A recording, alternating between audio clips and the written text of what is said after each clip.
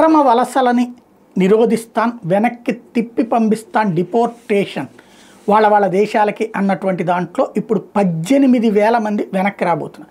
ఎవడో సన్నాసిగాడు ఒక పోస్టులు పెట్టుకొచ్చాడు. అదానీ బ్యాచ్కి పెద్ద షాక్ తగులుతోంది. 18,000 మంది అదానీకి సంబంధించినటువంటి సిబ్బంది వెనక్కి వస్తున్నారు. మరి ఆడు అన్నం తింటున్నాడు, గడ్డి తింటున్నాడు, లేకపోతే వాడు అశుద్ధం వాడే తింటున్నాడో తెలియట్లేదు. అదానీ అక్కడ కంపెనీ పెట్టుకుని వీళ్ళందరినీ పట్టుకెళ్ళి అక్కడ ఉద్యోగం ఎప్పుడు ఇచ్చాడు?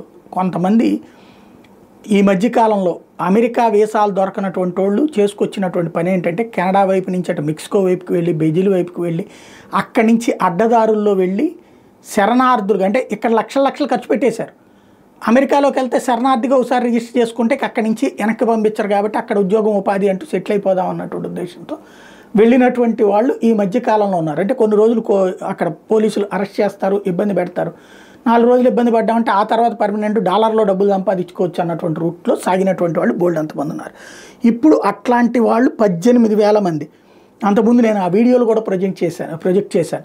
ఏది దొరికినటువంటి శరణార్థులను అడిగితే వరుస పెట్టి ఎక్కడి నుంచి అంటే చైనా అని చెప్పి, ఆఫ్రికా అని చెప్పేసి, ఇండియా అని చెప్పినటువంటి వాళ్ళు.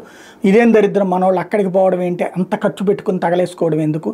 ఇప్పుడు మన పక్కన ఉన్నటువంటి ఏ నేపాల్కో పోయారంటే దారి తెలియకపోయారంటాం, లేకపోతే బంగ్లాదేశ్కి పోయారంటే దారి తెలియకపోయారంటాం. ఎందుకంటే అక్కడికి వెళ్ళరు, అక్రమంగా వలస పోరు. వాళ్ళు మన దేశంలోకి అక్రమంగా వలస వస్తారు. మన వాళ్ళు అక్కడికి బతుకు తెరువు కోసం కాదు వెళ్ళింది, భారీగా సంపాదించుకోవడానికి పోయారు. అట్లాంటి వాళ్ళని 18,000 మందిని వెనక్కి తిప్పి పంపిస్తున్నాడు ట్రంప్.